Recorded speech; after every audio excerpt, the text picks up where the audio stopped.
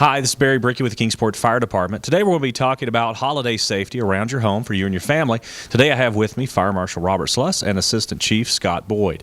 Now, we're going to talk about Christmas trees. What are some of the things that people can look for when picking out a tree, and why is that important?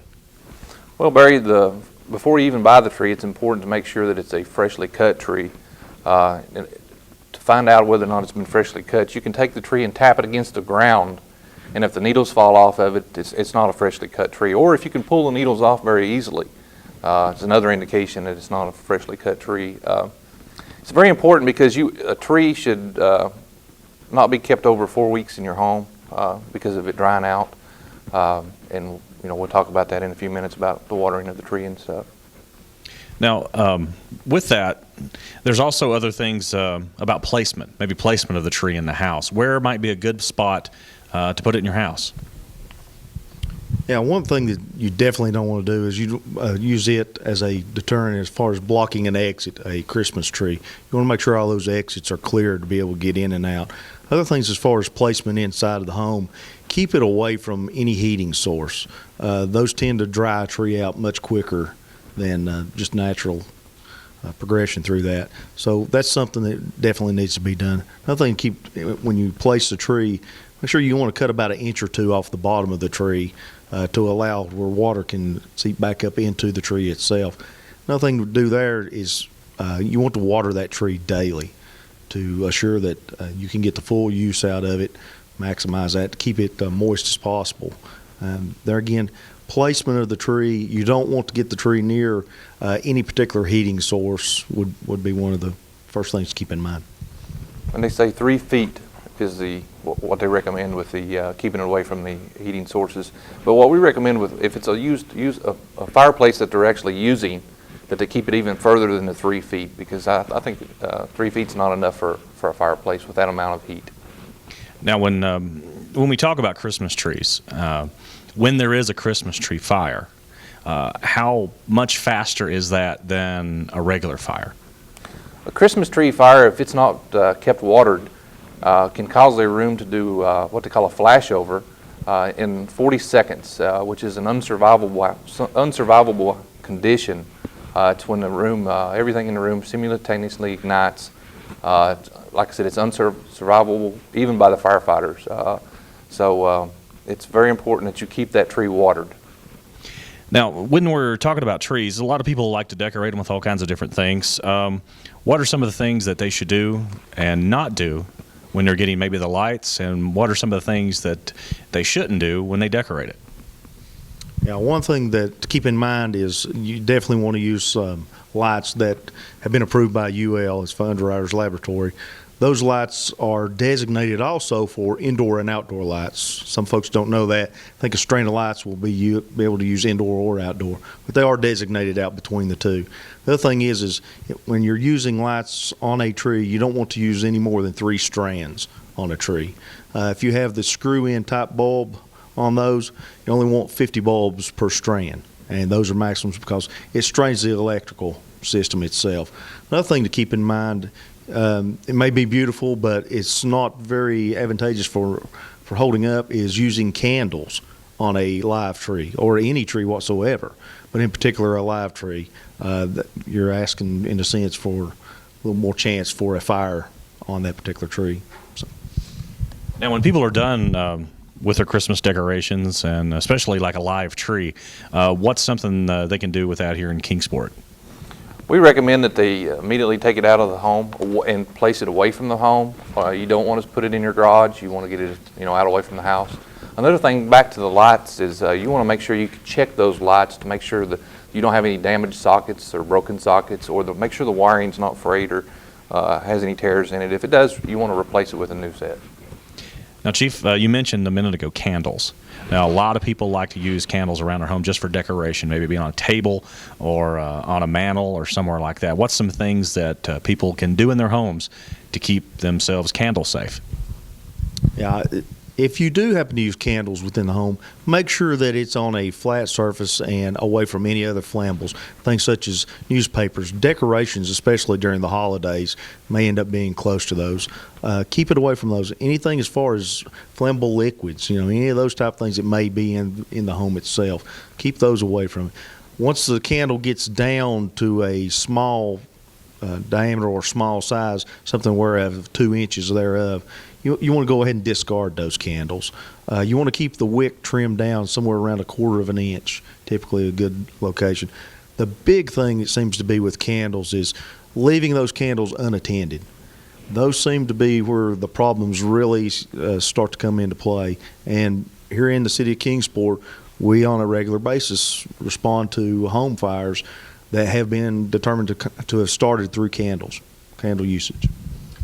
I'll ask the fire marshal this question now. I know that we've had a few candle fires. Those seem to be, they seem to get a lot bigger, a lot faster. And why is that? Candle is not a slow smoldering type fire. It's a fast flaming type fire because you've already got your flame there. So whenever a candle turns over onto a sofa or gets in close contact with the tree, it's auto, it's ignition immediately and progresses from there.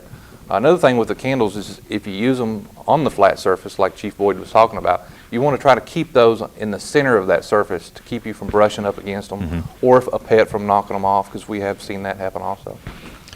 Now, of course, the holidays are times when lots of us have people over at our house, family and friends that maybe come and stay. What are some of the things as tips that we can give our citizens to help keep their visitors in their home safe? Yeah, one of the things that we would want to do there is those folks that come over may not be completely familiar with your home, the layout of your home. Take just a second, just tell them if something happens, this is our route out. Use an escape plan and explain it to those folks. That's a potential way to keep from anyone being hurt there.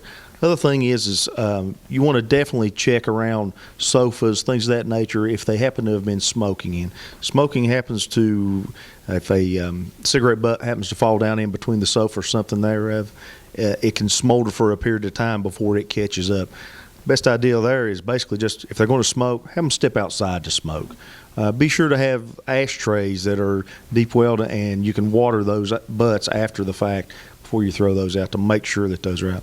Now I'll let Fire Marshal go into smoke detectors, extremely important also. Yes, they are. Most people don't realize that when you go to sleep at night, so does your nose. There's two different types of fires. There's a fast flaming type fire and a slow smoldering type fire. We recommend that everybody have the combination type smoke detector or the dual type sensor. And also we recommend that you have one in each sleeping room and on every level of your house. The best type system, Barry, is the hardwired battery backup system that's interconnected, so if one detector goes off, that they all go off. Now, we know there's a lot of new things on the market, and we've actually had some great success with builders here in Kingsport. And even recently, one of our apartments caught on fire, and we had a sprinkler system. It was in that apartment, and that same night we had 2 fires in 2 different sets of apartments. One building was a total loss, and the other one was put out. Kind of tell us a little bit about what happened that night. With the one with the sprinkler head in the apartment complex, it took one sprinkler head to put the fire out. Firefighters were on scene for approximately 35 minutes. The tenants were able to move back into the apartment within the same week. And like Barry said, the other home was a multifamily home. It was a total loss. Big difference as far as financially and the amount of time that you are out of your home if you do have a fire. Sprinklers save lives and they do save money. Now, one more thing I'd like to cover today is about home heating. It's the cold time of the year. What are some of the things that people need to look out for when they're using any type of heating in their home? Yeah, definitely. That is one of their big concerns as far as this time of year, especially in the winter, as far as heating and the potential of fire through those sources of heat. One being a fireplace. Keep in mind that you have an open flame there. You need to have some sort of grating or some protection screen in front of that in case something happens to pop out. You're liable to catch some portion of the flooring or decorations or even furniture on fire at that point. Another concern with fireplaces would be the chimney itself. Keep in mind that a buildup of what's referred to as chryso, and it's basically a tar type substance that will build on the inside of a chimney. The way to alleviate that is have those things cleaned and checked annually. You want to do that to make sure that it's cleared out so you don't have a fire inside of that chimney, which potentially could expand into a roof area or an attic, things of that nature. Some of the other areas to be of concern will be space heaters. So, Rob, I'll let you cover some space heaters. Space heaters and some cooking. You want to talk about some Yeah, cooking? well, let's talk about that a little bit. Yeah, cooking. A couple things during the holidays if you're cooking, and say, for example, the doorbell rings or the phone rings, it's a good idea to take a pot holder with you. That's going to remind you that you're cooking. Also, keep your pot handles turned inwards if you have little children and stuff, to keep them pulling them off on top of them and getting severely burned. If you have a fire in a grease pot, the best thing to do is just put a lid on it and then turn the stove off. Or say a fire in your oven, the best thing to do is turn the oven off and just put some pressure up against the door, and fire can't burn if it doesn't have oxygen. So Absolutely. Now, if anybody has any questions about anything we've talked about today, or you just have some general questions about fire safety for yourself or your home or even your business, you can give us a call at the Kingsport Fire Department at 423-229-9440. Now, on behalf of all the Kingsport Fire Department, I'm sure that we would love to wish you a very happy and, of course, a very safe Christmas.